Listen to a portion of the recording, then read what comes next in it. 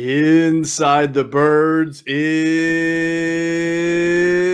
back. What's going on, everybody? It's Geoff Mosher, Adam Caplan here with our midweek tape review film session. And look, it's like a surgery. It's not going to be pretty at times, but we're going to get through this, and maybe at the other end we'll all come out better. We'll have talked it through. We'll have gone through what Adam and I had to do really to get the information was to scramble around quickly, obviously with the short turnaround here, because we just released the podcast Tuesday morning for the game. And then we were able to hit the phones and start to get our information early. We dropped now. And of course we'll have our game preview for the Kansas City game podcast. That'll drop Friday morning, 6 a.m.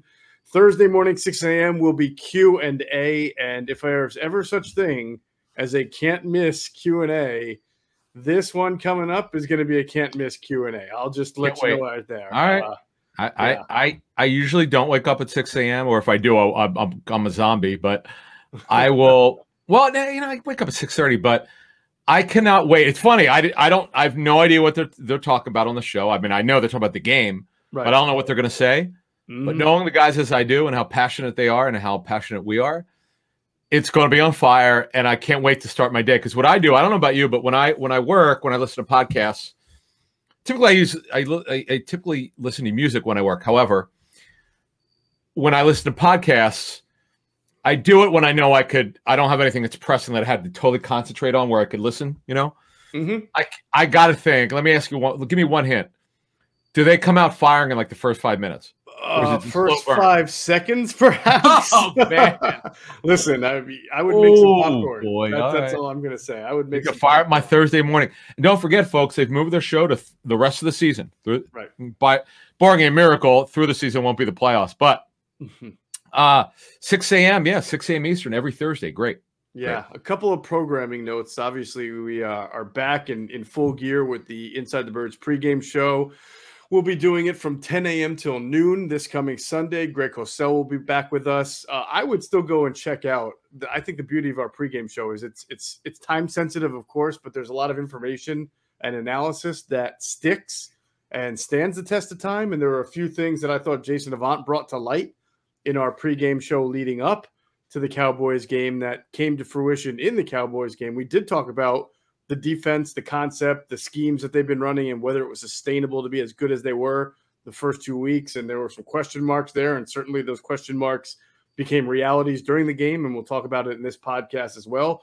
Even offensively with play calling and with Jalen Hurts, a lot of good things. Adam, I know you were impressed with a couple of things that Jason Avant said specifically about scheme and how you're hitting them, and some of that, obviously, some of those things that we questioned going into the game really did come into play and become even more. It turned our pregame show into a very prescient show. So I would check that out. It's still available on our YouTube. Yeah, podcast.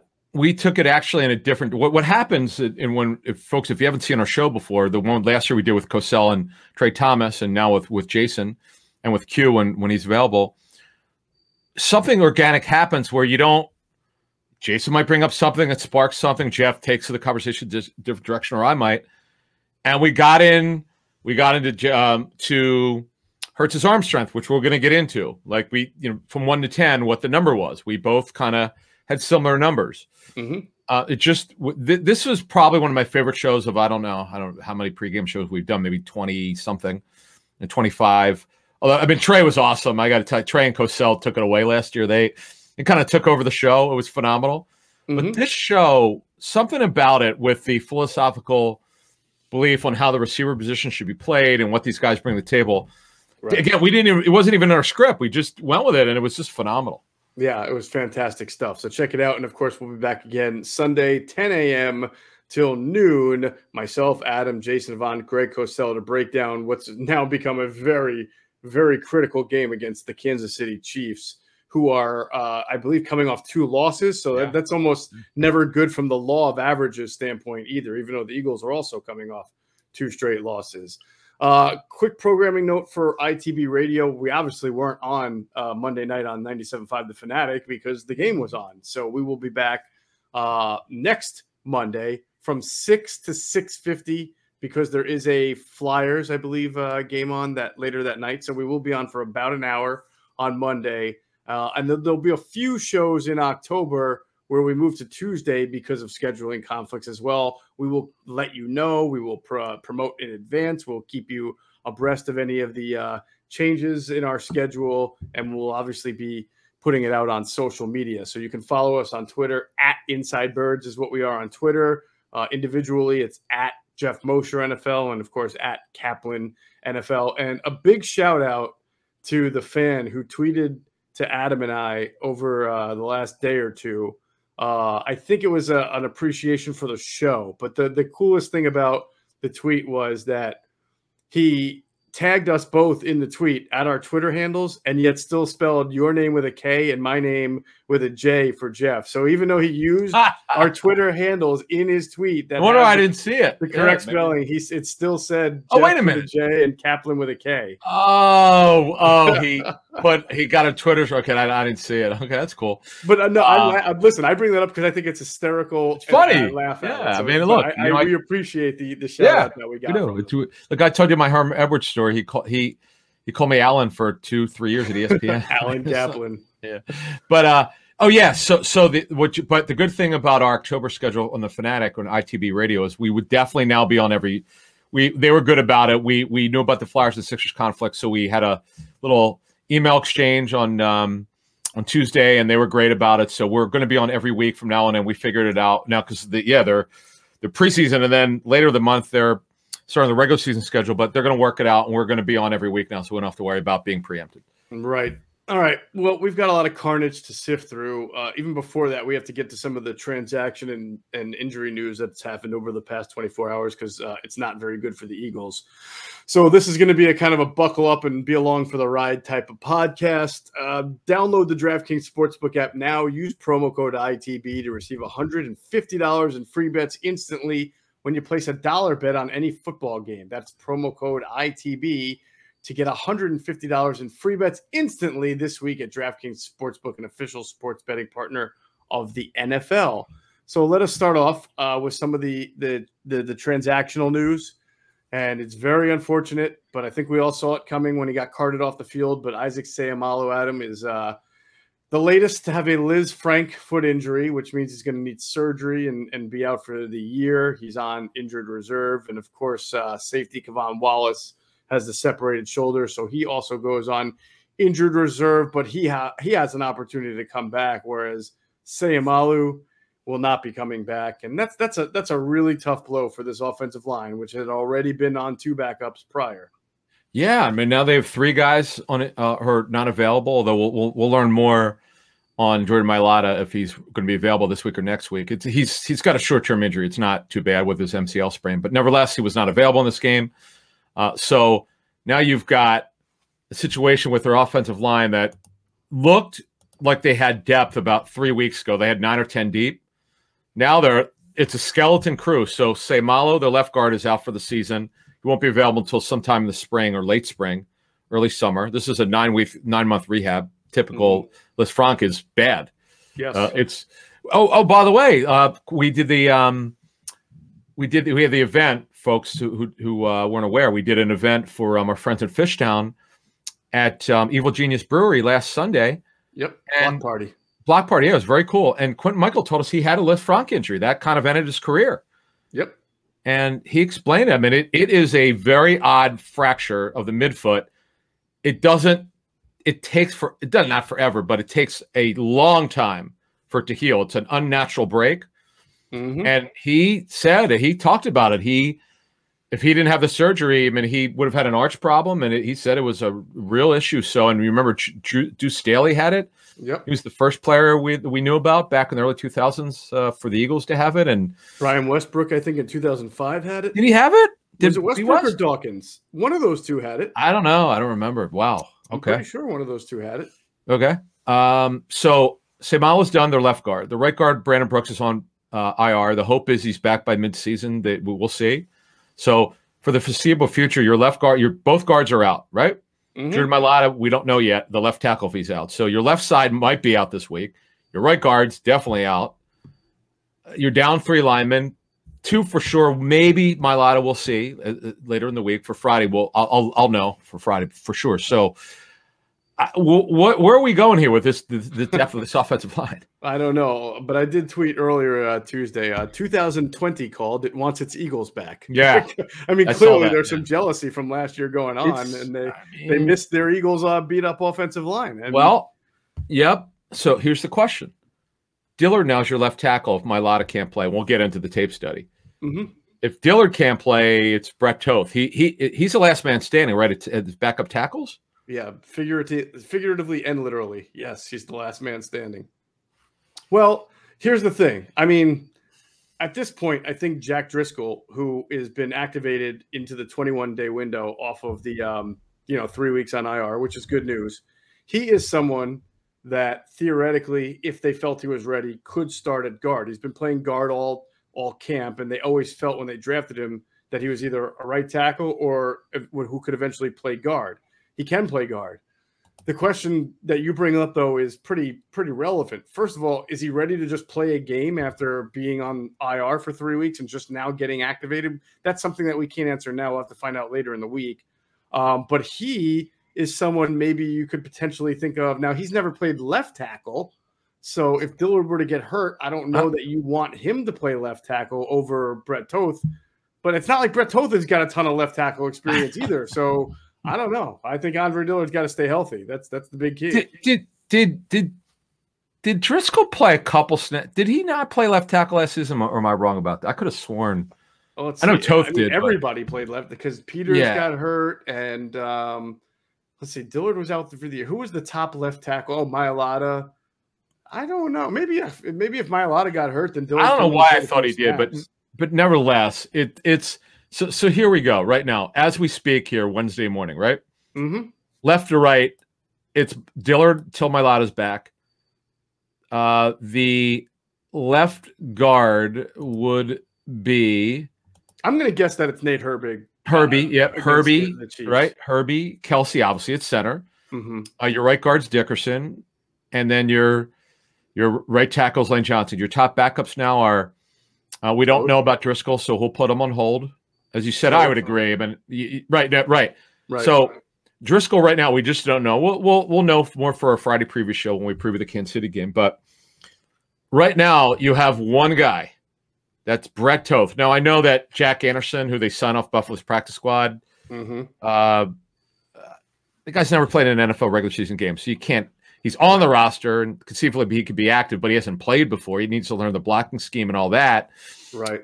So Sua Opeta can get called up. Yeah. Again. Yep. That's right. Good point. So your choices are to. In fact, he has to be.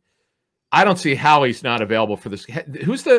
Because now that Herbig is starting, and you don't want to put Toth at guard if you don't have to. I know he played in the preseason against the Jets. Right. So Opeta has played before. If you have to, that's why he's there. That's why they've protected him before, right? Right. I think you need to go into the game with Toth, Driscoll, Opeta, and what's the new guy's name again? Jack what? Jack Anderson. Yeah, I think those have to be your four backups. I think you have to have those four. You can't go with three. You need four because you're in dire straits a little bit. Well, Driscoll, right? But Driscoll, we don't know when he's going to be ready. He's on the outside looking in terms of when he'd be ready. Yeah, he's on the window. That's true. That's true. Yes, we don't know when he's going to be available. So right now, the only thing you know for sure is Brett Toth will be available as their sixth lineman. Jack Anderson's on the roster, but you can't. The guy, you just can't expect. He just got here. You can't expect him to be able to play. And unfortunately, the big, the lead we're burying is that their their most experienced offensive lineman on the practice squad is LaRaven Clark, and he's still not practicing. Well, he's on the injury. Yeah, no, he's on the injury. He can't. Squad. Well, I'm saying he's still not ready to come off the IR. He's on the practice squad IR. Good question. In fact, I need to find out what exactly happened. Did he have a setback? We had a torn Achilles, right? That was last year. He was coming off the torn. Right. No, did he have a setback with it? Is what I was. Oh, good question. Yeah, I want to find out what happened. Yeah, that was like, what the hell? Guy gets hurt. I guess go on practice squad IR. You rarely see that. Like maybe you get 5 or 6 guys in the NFL who have this happen where they go on practice squad IR, but that kind of stinks for them. So, and then the Woshika kid, who's the undrafted kid from Buffalo. He is there, but obviously Sua Opeta is ahead of him. Right. All right, so we'll have to see. It's now becoming offensive line tango. There's always some kind of tango going on with them because of transactions and injuries. So we'll see as we get further into the week and practice what Driscoll's able to do and what their plans are for the offensive line. Josiah Scott comes off also gets activated into the 21-day window from IR. He had been nursing the hamstring strain, so that's good for depth, I guess. Well, I guess the question is this, Adam, with Josiah. He was on IR, so now that he's off IR, if he's still on it. I mean, he's still on it. You're in the 3-week window. If either of these two guys get activated, Driscoll or Josiah Scott, then they have to make a corresponding move and release somebody. Yep. And the way they are right now with their roster, I mean, I don't know who you would cut at this moment because they're already seemingly playing everybody that's on the team. It's a good question. Okay, let's look at this. Okay, let's offensively, right? Mm-hmm. I know Boston Scott. I mean, he did finally. I think he got a couple snaps on offense, right? Yeah. You could probably cut Anderson, right? If you want to activate Driscoll and then get Anderson onto your practice squad, unless you think somebody's going to claim him. Who knows? They claimed him. Right. That's right. He would be subject to waivers. Sean Bradley. Remember we were saying they can't keep 7 linebackers when they are. I mean, he would. Does he really? Other than specials, is he really doing anything? No, but here's the weird thing about linebackers. You just never know when Jonathan Gannon's going to throw someone. That's right. He started, we'll talk about it later, but he started Patrick Johnson at that Sam instead of Jernard Avery. That just came out of nowhere. Funny. When you and I talked on Tuesday, I jokingly said, who knows, Sean Bradley could start next week. I was obviously kidding, but that he didn't even play any snaps on defense. But I'm so confused, and I think other people around the league are, about what they're trying to accomplish on defense, which we'll get into on the show. Nothing. You're right, man. Absolutely right. Nothing would surprise me at this point. Mm-hmm. I don't know what. I don't know. He's making it about scheme rather than players, which I understand to a degree. Mm-hmm. And we're going to have to get into Josh Sweat's situation, which is so bizarre. I think I understand it, but it still doesn't make any sense. Yes. I don't know what they're going to do. If you look at the roster, the cuttables would be Bradley because he's not playing on defense. Mm-hmm. This Mac McCain kid. Oh, I forgot he's on that team. Yeah, he would definitely be a candidate to be cut. Signed from Denver's practice squad, right? I tell you who's got to stay. The kid has been good on special teams. Is 21 Shashiri? Yeah, is that how you say it? You were the one who knew it. Shashiri, right? Is that sound right? Good player. Okay. Good player. Okay. Absolutely. But so he wouldn't be a threat to be cut. Obviously, Richard Rodgers. We hardly knew him. He was on the practice squad. Then he gets released from the practice squad. Something tells me he'll be back again before the end of the year. But yeah, he is no longer on the practice squad. So I think that kind of wraps up the transactions and injuries. Well, we didn't really put in perspective though the Kavon Wallace injury. So now, go ahead. They're obviously Rodney McLeod has as of us recording this drops Wednesday morning. Now we'll see what happens Wednesday afternoon. But Rodney McLeod has not even practiced in full yet to be able to play. So when you're talking about healthy safeties right now, you're talking about Anthony Harris and Marcus Epps.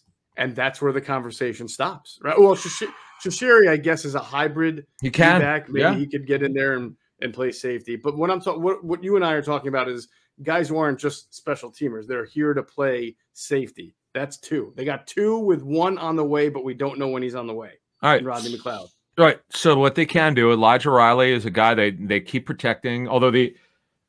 So it's Wednesday morning. Tuesday, they did not have to have the protections in because they played Monday night. So they'll be available later today. Riley is a guy, not only should they be protecting, I got to think at some point soon they're going to add him to the I understand he's obviously different than Wallace in terms of playing style and where you would line him up. But man, they're dire straits, man. As you just said, they got 2 guys who are healthy. Absolutely, you can't. You're playing with fire here. You can't just dress. They won't dress 2 safeties, obviously. Right. If McLeod is not available this week, they got to move the kid Riley up to the 53.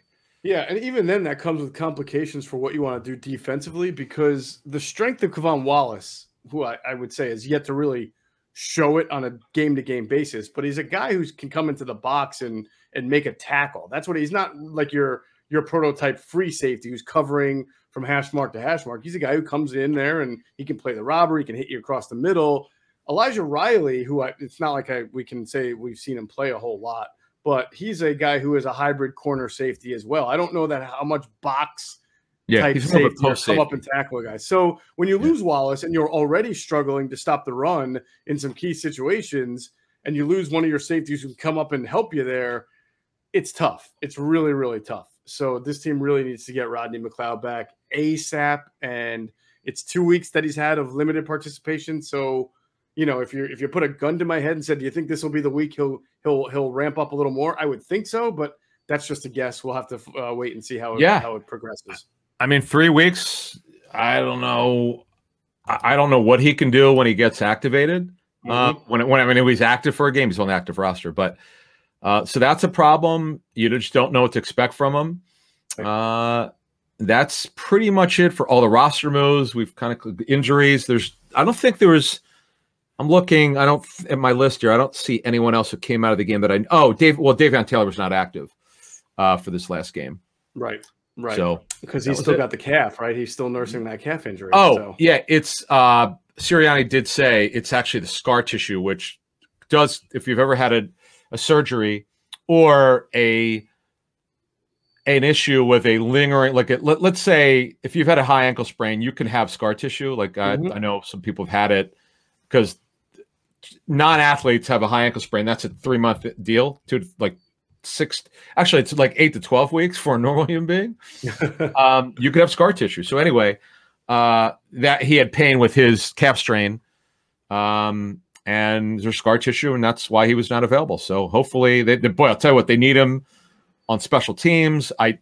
He's one of their 7 linebackers at some point, because what we had heard, he's just really making progress for that 1 week he practiced, or 5 days, whatever. The first week of training camp. Yeah, first, it's like 3 days into training camp, and then he came back, after a few days, and then because it started out as a quad, then he came back, and then it became a calf, and that put him out for like 4 to 5 weeks. Yeah. Okay, good memory. Yeah, well, that's what I do. So so obviously they're in dire straits at some of these positions here, and we're gonna break down the tape and tell everybody what we heard. Let's see. First, as we've been saying many times, please check out our friends at BetQL if you want to get an advantage over your sportsbook. They've got great models that have spreads and over-unders and player prop bets. They also allow you to do your own research by having the necessary tools for your betting research needs. So you can go to the App Store or Google Play to download BetQL. You can also head to trybetql.co/ITB. And if you use the discount code ITB, you'll get 25% off your payment for their subscription. Don't miss out on the chance to beat your sportsbook this football season using BetQL. All right, let's start with the offense. It's funny. I mean, I get why the offense looked terrible. Defense gave up 41 points, and you can make an argument that they give up 48 if you believe that Dak Prescott pushed that ball over the edge like I do. But yet, I would say 85% of the backlash I'm hearing is about the offense. And look, they deserve their fair shot too of criticism. But it's weird. I guess it's always the quarterback and the head coach that are going to get it, and the head coach is an offensive guy. So I guess that's why we're going to hear the most backlash for that side of the football. Where do you want to start at? Do you want to start with your feedback from always starts with quarterback? Play calling on the quarterback. Yeah, let's start with the quarterback. And then we'll mix in. I want to say that we were tempered with what we said on Jalen Hurts after the game, because you and I like to not start to go into areas where it's hard to tell just through TV copy, and we rely more on sourcing. And then if the all 22 comes out, we really want to be able to be very accurate in how we criticize. That's why, after a loss like that, we were very big picture, play calling. What are you doing running the ball twice? But for specific things, I mean, we did note that Jalen Hurts underthrew some balls. We did note that he fled the pocket. But it was really important for us both to kind of talk to people to make sure our eyes matched with what it looked like on the film. So with that said, Adam, what's the biggest feedback you got from the film? Yeah, just so you know, you cannot. It's impossible to accurately evaluate a quarterback through TV tape. You just can't be done. It's not. It's also not fair.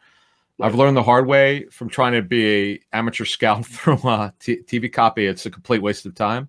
There's certain things you could see. Obviously, there was some stuff because TV angles a little bit better than they used to be. But when you can't get an end zone shot or a sideline shot or an overhead shot, it's just not fair to bury a quarterback or to be very critical when you don't have access to that view. And we're getting it through our sourcing, which is pretty damn good based on their accuracy. Because the good thing is when we cross-reference other people, they say this. They don't always agree, but it's nice when they seem to agree on what the issues are. Like as you said, I happened to look at. I took to remove all the spam from our. I had like 2 minutes to kill this morning or yesterday morning, and I saw the spam that we got from this Russian. I don't know what the hell this stuff is. It's the strangest thing. It is really odd. But anyway, I was removing. I'm like, okay, very negative on the quarterback. Okay, I see. You guys are pissed off. Well, it was pretty much what we expected. But as Geoff and I were exchanging notes on Tuesday, late Tuesday, what do you got? What do you got? Okay, it's okay. Wow, it's interesting. Didn't hear that before. Okay, let's go with that. And basically, what we know is the quarterback was bad. I mean, he was poor. Jalen Hurts played poorly. It was way worse than I expected. This is what I cannot see through TV copy. I cannot see his feet. I can't see his base. I can't tell if the guy was open or why did he flee too early. Couldn't see that stuff. But you sort of alluded to it. He fled the pocket way too much. Didn't let some plays develop, which I could not tell. That's why I was hesitant when we did our post-game show to say that I just didn't know, and I didn't think it would be fair to criticize the guy. But our sourcing is very strong on this. He fled it way too much. He does not maintain his downfield focus. Was the number one note that I got from 3 people that I talked to within 5 hours. He just, for whatever reason, he reverted back to some of his issues last year when he was put in there when he wasn't ready. Other than the Arizona game, well, I'll defend him there. I thought he played really well. He threw with timing in that game, and I know this is yet another off in his career, but there's no excuse for not letting the play develop. It is not on the offensive line. I'll defend those guys. They weren't perfect. They weren't great. They were very average in this game, but they did not contribute to his struggles. Did they have a little bit of leakage here and there? Did they miss a 7-man protection? Yeah.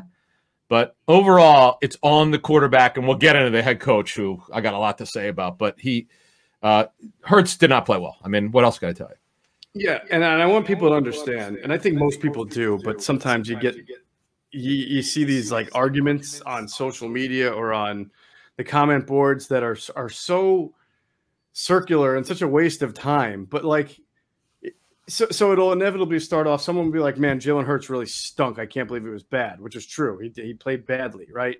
And then defenders will be like, "Oh, you can't put this all on Jalen Hurts, and how can you say that when they only did this?" And then I'm like, okay, all these other things that you're presenting are true, but 2 things can be true at the same time. The defense can suck, the play calling can suck, but the quarterback, that doesn't mean he has to suck too. There were people who played well in that game, not that many, but there were a few people we can say, hey, that person actually didn't suck, right? So like some of the things that Jalen Hurts did, I'll tell you what was said to me, Adam, by a source. So I thought put it in a really good perspective. Same thing you said on the eyes, which is surprising because I think last year we credited Jalen Hurts for being able to keep his eyes downfield at times and make big plays. His first touchdown to Greg Ward on that deep over where he rolled out to the right. Was that against the Packers? I think so. It was a great example of him keeping his eyes downfield while he was running.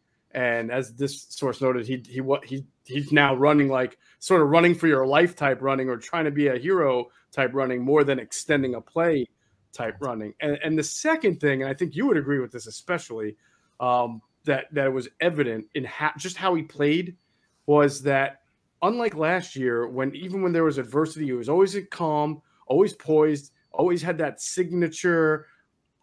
This moment is not too big for me. You could see in that game, he started to lose some confidence in both the environment around him, himself, the way he was playing, and that caused him to either just start running and not seeing all the routes develop. And he just, for the first time, he looked like he let the moment get too big for him, and it impacted the way he was playing. He did not look in control even through adversity in that game, and it clearly got to him. He did things that even he admitted were just not good enough. And part of that is just like, stay in there, stay calm. First route's not available, look for that second one. Or if you're going to run, keep your eyes downfield. Play within yourself. He's always played within himself in a win or a loss, but in that game, he did not play within himself. His progression reading was not good. That's the other. You just reminded me. Look at my notes here. You just reminded me of that was an issue for him. 1.5 reads. If you didn't see it, he bailed. And the difference between this game and the San Francisco game, when he did that against San Francisco, his runs were still really good. Where this game, his runs were not. He didn't get a lot because he's a pretty instinctive runner. This game, he just didn't have that. Right. How about ball placement? I imagine you got some. That was not great. There were some passes that he completed that probably could have been, the one to Ertz that was low. He kind of had to almost grab it off the ground before he turned to run. He just wasn't crisp. Then the one to Goddard as well. Look, that could also be partly. We'll get into the play calling and everything, but there were some open plays to be made that just were not made. Yes. And the thing, again, you cannot see this on TV because they don't give you the shot. Apparently, there were in-breakers open with the receivers, and they didn't get the football. So where we crushed Sirianni last week a bit because it was true, this time he obviously got the memo. He didn't get a lot of the memo, but he got some of it. And they called some, and Hurts, as we're told, fled the pocket way too much. I think he perceived pressure. This happens with so many young quarterbacks. It just happens. Every quarterback goes through this. Even Wentz, as a rookie, did. Oh, sure. They all go through it, but they learn. There are two good things about this whole situation. He's so accountable. I loved the way he took responsibility. I'm not even sure if he knew that he didn't play well, but he sure as hell took it like a man in the press conference after the game. Like, that's a leader right there. Definitely. Pointed the finger at himself. That's leadership, which the players have to love. And the other thing is, someone told me on Tuesday, most of this is very correctable. He's got it. He's got to have a better feel for progression reading.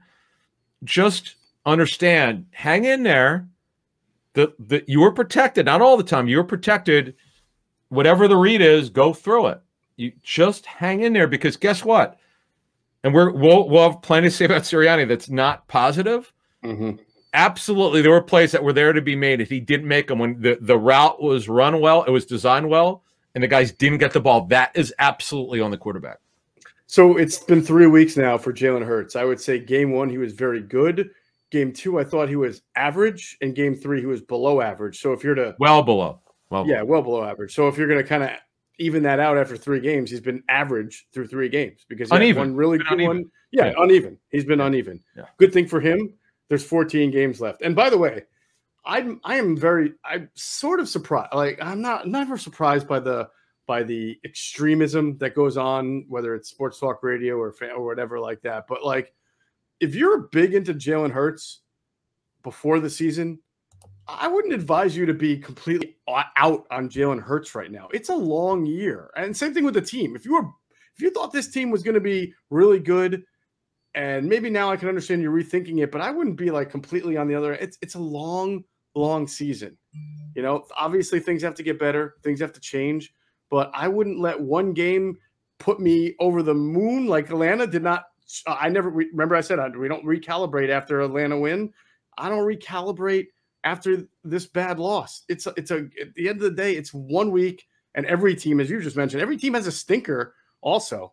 I don't want to harp on too much, but I always talk about Chip Kelly's first year. He had that great week 1 against Washington.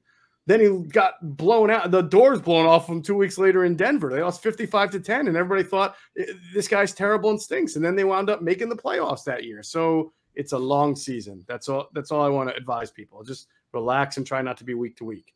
Here's a question for you off that. Off of what we were just talking about. And this will tie into Sirianni to get his stuff started, which is not going to be nice. I've got my own issues with this guy, with the play calling. But do you go back to the Atlanta plan against Kansas City, other than they got to run the ball? Jesus, goodness gracious. They got to, it's ridiculous. I will see the quarterback struggle. And this was a big problem with me with Andy Reid. When McNabb would throw the worm burners, or he was just inaccurate, or what I call them ground balls to second, turn to the run game. It is there for you. Right. Miles Sanders looks so good. Trust me, his tape is – Greg Cosell defended him. Anyone who had an issue with Miles Sanders last year, they didn't know what they're talking about. They didn't watch the tape. Mm-hmm. Greg defended him last year. I mean, he explained to me on our fantasy show on Sirius about what he saw, how hard he ran. It's not his fault he doesn't get the ball enough. That beautiful run that he had on Monday night, he should to have 2 carries is. I've never seen anything like it. It's embarrassing. I mean, Sirianni should be embarrassed by the way he called the game, and he needs to be. He deserves the scoring. I mean, he deserves the scoring. You got to be accountable. The thing that bothered me about him is he tried to make excuses. Mm-hmm. They're down 20-7. Yeah. Like what? How about this one? The Titans are down. Dallas is not the 85 Bears. You know, right. It's not like, you know. Right. Yeah. Right. Okay. Right. Exactly. Right. You're not. That defense isn't very good. Their run defense is terrible, Dallas. They got 6 guys out. So I'll give you an example of you can run the ball when you're down a lot. 2 weeks ago, the Titans are down at Seattle 24-9, where you're thinking to start the half, I know they got Derrick Henry, but it wasn't working with Henry. They still came out and ran the ball. And without Derrick Henry was the reason, other than some really good play calling and play action. So you were telling me you had some really good information of just about progressively how you get back in a game by running the ball, getting their safeties, making their safeties come in the box, because Dallas is so light. You'd said this on our pregame show, how light Dallas's line was in weight because of all the injuries. 275 pounds, I think, is what they averaged compared to the Eagles' 330, even with the backups, because Dillard's a big guy, and so is Dickerson. Right. Yeah. They don't take advantage of it. Not even once. So this is less about coaching tape. This is about philosophy and game management. This is probably one of the worst game management situations that I've ever seen. Andy Reid had his issues, clearly, just throwing too much. But analytically, you can say that more often than not, they were right by throwing the football. The difference is here that I don't remember a situation where the Eagles under Andy Reid went against a defense that had so many guys out, particularly a tackle, and you got this running back who you love. You don't run the football. So give us, everybody, what you were thinking on Tuesday. You had some really good information. Yeah, look, I mean, I think that when you see what Dallas did, right, on the opening drive, their first touchdown drive, you look and say, why don't the Eagles do that? Because they're almost built in a way where they can. They're not built the same way Dallas is. But look at we talked about having a plan as a play caller, not just a plan about a play call in that moment, but how that play call is going to impact your next play call, the one after it, and then maybe something down the road, right? We talked about Darby. You used to slant, then sluggo later, right? Yeah. You use plays to set up other plays. So Dallas, what do? You know what? They come out with 2 tight ends very early in the game, 12 personnel, Ezekiel Elliott, big running back. And look, they've got one of the best quarterbacks in the league, but they're just going to run it. And so, they throw it on the first down, and then they run, and then they run again, and then they run, and then they bring in McGovern, right? The old Penn State offensive lineman there. He's their backup guard, and they make him a fullback, and they run it some more. And as everybody sees, they're getting chunk rushing yardage going down the field, right? So they cross the 50, they get into Eagles territory, and they come out with another 12 personnel formation, a real big up front, and they put Dak under center. So it looks to everybody like they're just loading up right here, and they're about to pound the ball down your throat. So what does Jonathan Gannon do? Well, finally, after getting run on from a split safety look all the time, he brings the safety down into the box, all right? And then he brought his linebackers a little closer to scrimmage. So now you got 8 or 9 guys right up at the block for the run. But Dallas never actually planned to run. I don't even think Dak checked into this play. I think it was the play from the start. It was a play action pass. And so you see Dak fake. You saw all the Eagles linebackers bite because they've been getting run on. The safety bites. And then there's CeeDee Lamb running free in the secondary, all because the Eagles were playing a run because the Cowboys were running the ball on them. I mean, it was a plan that worked to perfection. Thumbs up to Kellen Moore. He outsmarted Jonathan Gannon. He he did a great job on that. Yeah. And that just shows you that your plan, your sequencing, you're setting up plays with another. With Nick Sirianni's offense so far, and I get it that they've had the ball in these weird spurts and the penalties are killing them as well. We'll get to that.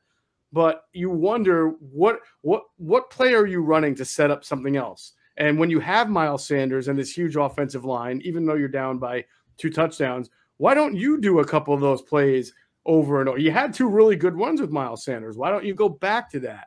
Why don't you use Jalen Reagor as a running back like you kind of talked about, the first day of OTAs? Devontae Smith and Jalen Reagor were working with the quarterbacks on the side, taking handoffs, right? And we thought they were going to use Reagor in that, and Smith and maybe even Watkins occasionally to get an occasional handoff. Where's your pre-snap motion? Where's your anything? Oh. Adam, the fact that they ran 0 pre-snap motion, to me, means that Nick Sirianni felt like he was good enough to just take his offense, line it up on the field, and beat Dallas's defense as is without any kind of eye candy or making the defense think.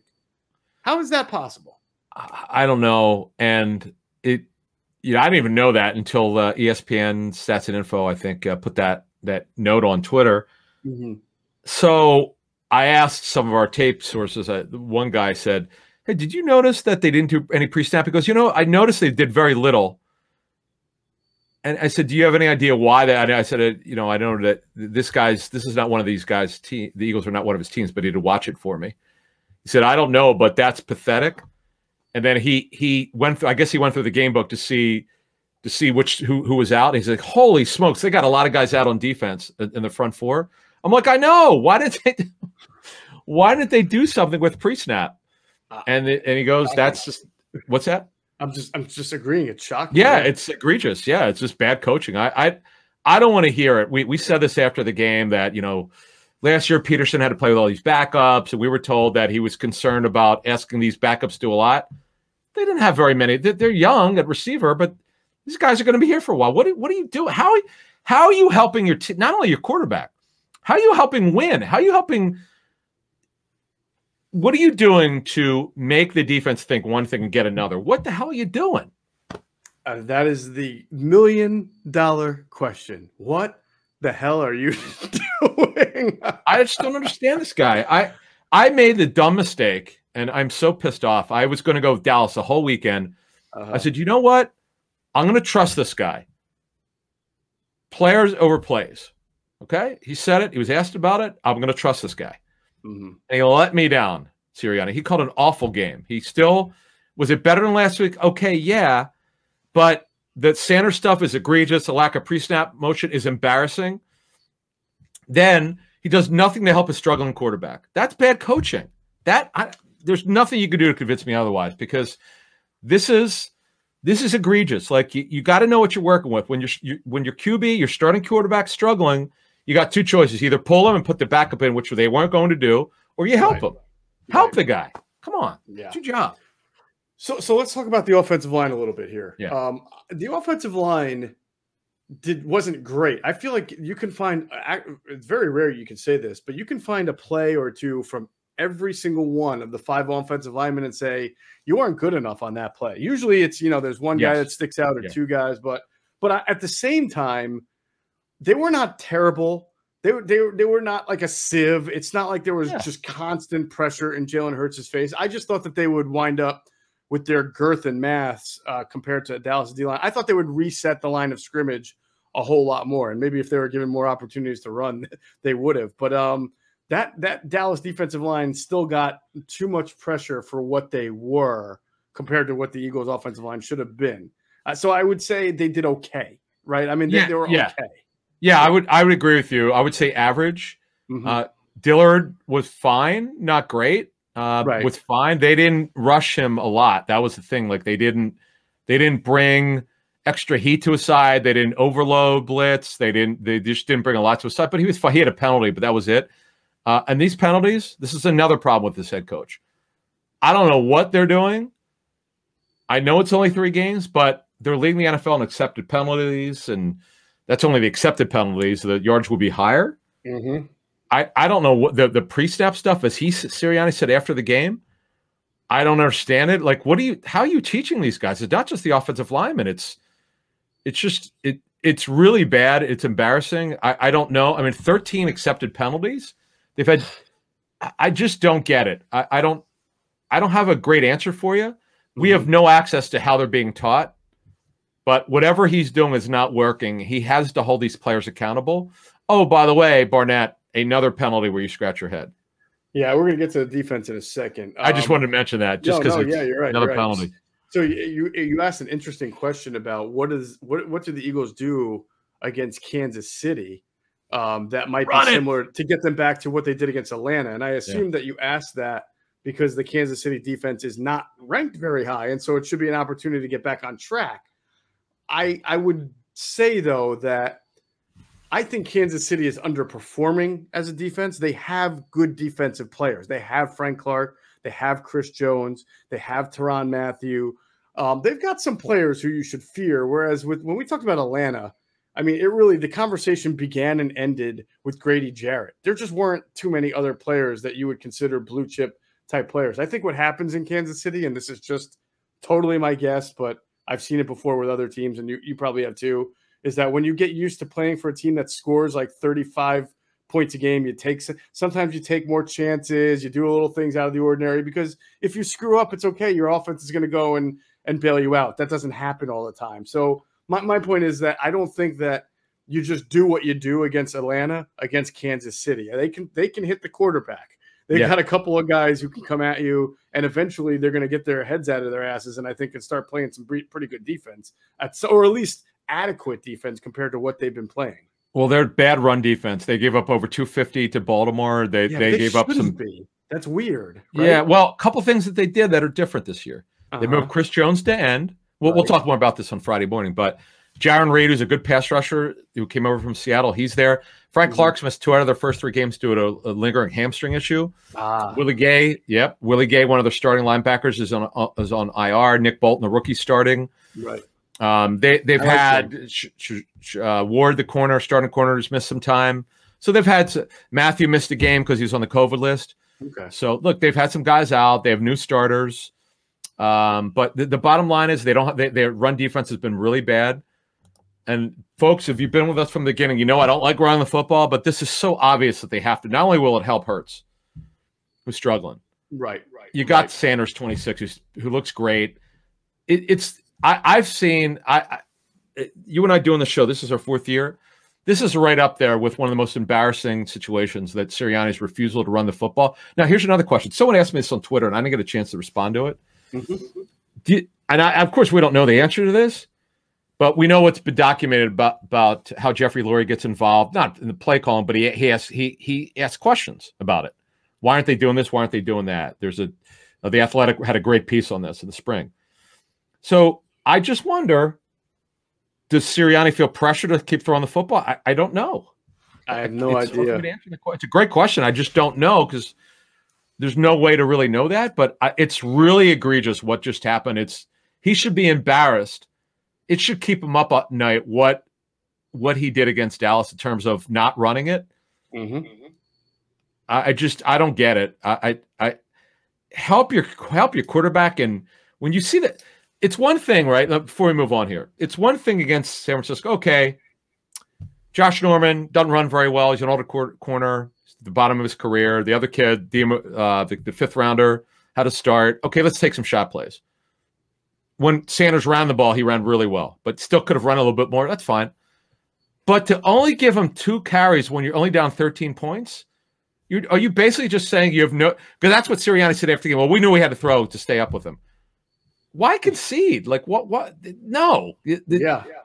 And keep your damn defense off the field. Why don't you? I'm not a big try to hide the quarterback thing, or don't give it back to the other quarterback. But you know what? This game, it probably would have worked, because I don't think they were going to stop Sanders based on the way he's been running and based on how bad they were at D tackle. I mean, come on, it's simple logic. Yeah, I would agree with you on that. There's a lot of head scratching going on with some of those play calls.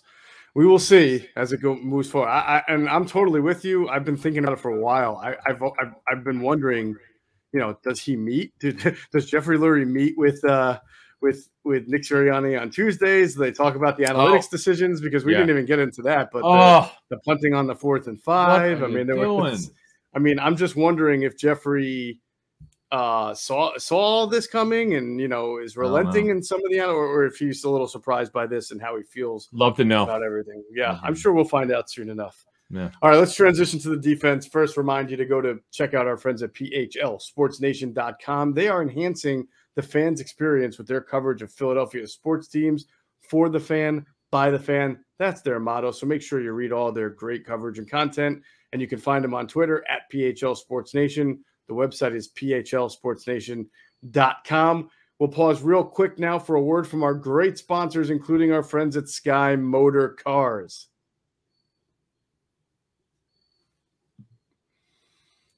If you head out to Sky Motor Cars in Westchester, PA, make sure you tell them Adam and Geoff sent you. You will get a great deal, whether buying or trading in an automobile.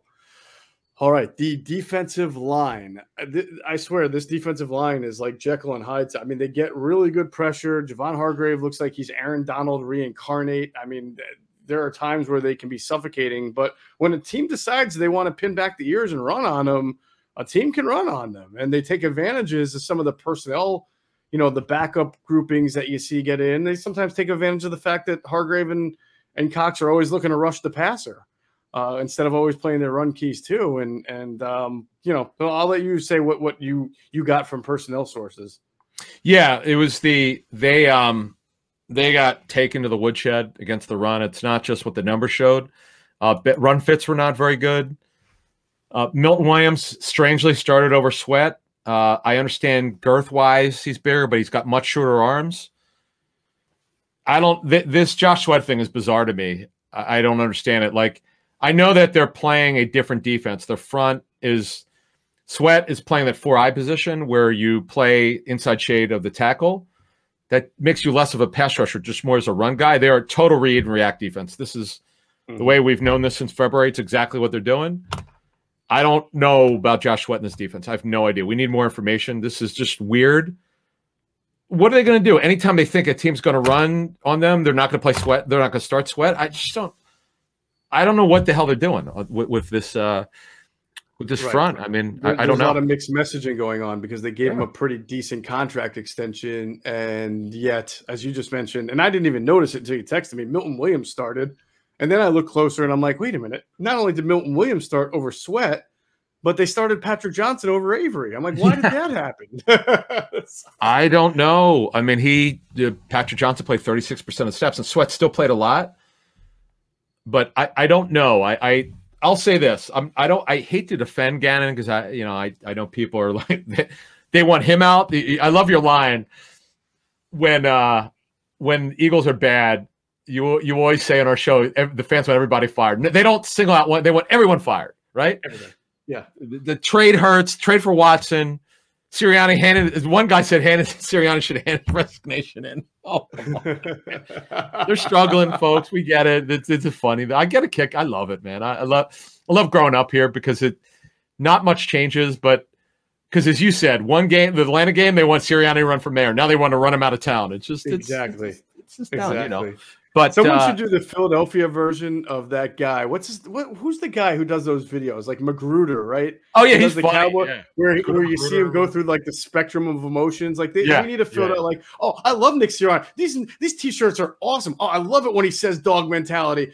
Dog mentality? What are you talking about? You can't call a play. Screw your Beat Dallas t-shirt. Why don't you take this game serious? Like they should do a video like that. I think it would be pretty funny because that really is like the Philadelphia fan from one extreme to the next within a matter of 24 to 36 hours. Or I get it. I get it. Yeah, totally. We're all like that. Our Facebook board. There's some. I'll say this much. They're passionate. There were like 300 comments within an hour after the game or during the game. I just kind of I don't chime in anymore. Maybe I will, but it's just kind of funny. Folks were angry. I mean, I get it. We feel it, man. It's as we've always said, it's really hard to watch bad football. It's our job. We have to watch it. It's painful. Yeah. Geoff and I calling people on Tuesday, and I cringe when I can't even repeat some of the things they were saying about Sirianni's play calling. I mean, it was we got it really bad about Schwartz last year. about how bad his defense was in terms of being vanilla and no disguise. But speaking of it, as we turn the page to defense, I'm kind of shocked by this. It's the first game out of 3. He did very little Gannon pre-snap disguise, very little, if at all. The guy that I talked to didn't chart it. He just said he noticed very little, if at all, pre-snap disguise. And that stunned me. I don't understand it. I don't know what. I hope the media later today asks him. If you're in his call, I love someone to ask what. I mean, he may not want to say why, but it's these two. Let's listen. Here's the issue with this football team: 2 rookie play callers. One happens to be the head coach of the team. He coaches offense. He calls the plays, and the defensive guy is his 3rd game calling plays. Both are struggling right now. Yeah, no, there's no doubt about it. One of the big questions I would have for Jonathan Gannon is, I'm not a defensive mastermind or at all, and I barely know math, but when you're playing your safeties deep, the way he came out playing, right, and your linebackers are a little bit off scrimmage, so that you're presenting a 4-man front against a 5-man offensive line that every team has, you're inviting that team to then double team your inside tackles, your defensive tackles, and run up the middle, right? Because you've got 5, they've got 4. So inevitably you got an extra man to use as a double team. And when you do that, when you double team those guys, that gives the space for the running back to run through, because if your linebacker is the only one that can come there and you beat the linebacker to the spot, or you're just naturally bigger than the linebacker, then you have the advantage there. Especially, well, really, I mean, if you have 4 offensive linemen, right, with their double teams, and then that 5th or the tight end, which they came out in, they jump up into the 2nd level and they cover up the linebackers. So now you've got your running back who doesn't get touched for the first 3 or 4 yards of the carry. At some point, you got to re-examine that idea of just 4 people on the line. You may need to bring the linebackers up toward the gap and create a 5-man line. So therefore you take away the ability to double team from the offensive standpoint, or you might have to bring the safety down, which again, they eventually did, but too late. But I just thought it was a very odd design when Dallas comes out big like that to just, think that you can penetrate and your linebackers can flow centrally to the football. These linebackers are not big. We know that. In fact, Eric Wilson didn't even start. TJ Edwards did, because they saw Dallas come out in 12 personnel.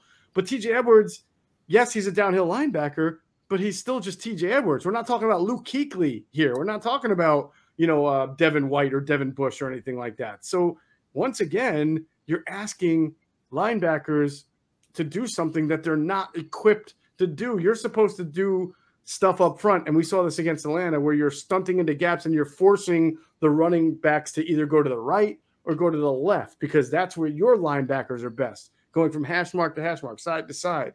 If they're coming straight up the middle at you, that's a problem for the Eagles defense. And I don't know how they rectify that, because that's the personnel that they have. Yep. One of the guys said to me that if this D-line does not keep the linebackers clean, they're in major trouble. I don't know how else to say it. Let's just say they're very average at linebacker, and I'm being nice. Yes. They can play they can play a certain way, which makes them look better than they are sometimes if you keep them clean. I would say Gannon did a great job, and the players executed the hell out of the run defense against San Francisco for the most part. They did a very good job. Yeah. But that was a different run game. This is a different run game and a different back. Elliott looked great. As you said, you put this on our pregame show about, you said Zeke is not done.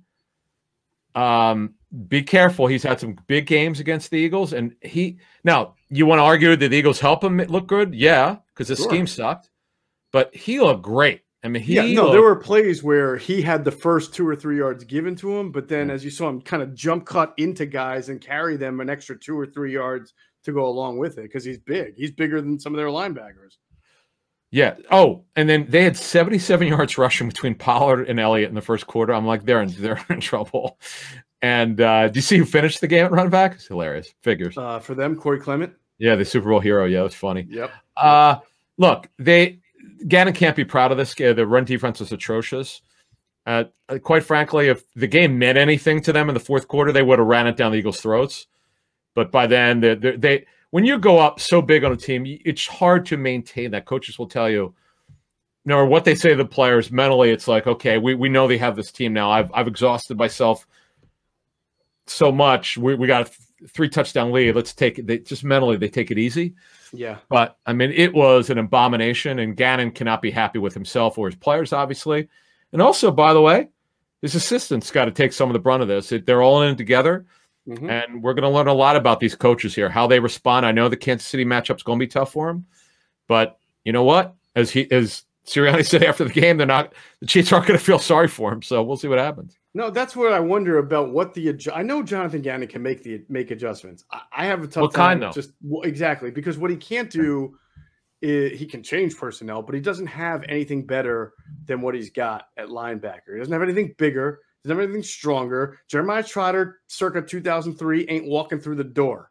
So I don't know what he can do other than maybe put more guys up in the line of scrimmage or blitz more, do a little bit more, force the issue. But then because we've had this circular argument all the time, you start trying to force the issue more and leaving some of your back end guys in coverage. Okay, Darius Slay, by the way, come on, you can't leave Cedric Wilson alone like that and go after the quarterback. But either way, Darius Slay, okay, you take your chances with him on a good wide receiver. Steve Nelson's okay, but there's going to be matchups where he's not meant for one-on-ones. And then at safety, we already talked about their issues at safety. So, it's that roll of the dice that you have to play. You think that if you give up the run, it's okay because eventually they're going to fumble or make a mistake. Not like this, not in chunks and not against teams that are good, secure with the ball. Because the Eagles don't produce takeaways. We know that. They get very few. In fact, they got one on the strip sack, but that was awesome. They don't get the type where they jump the route or they force the fumble and jump on it every once in a while. Again, they got one, but in 3 games, that's it.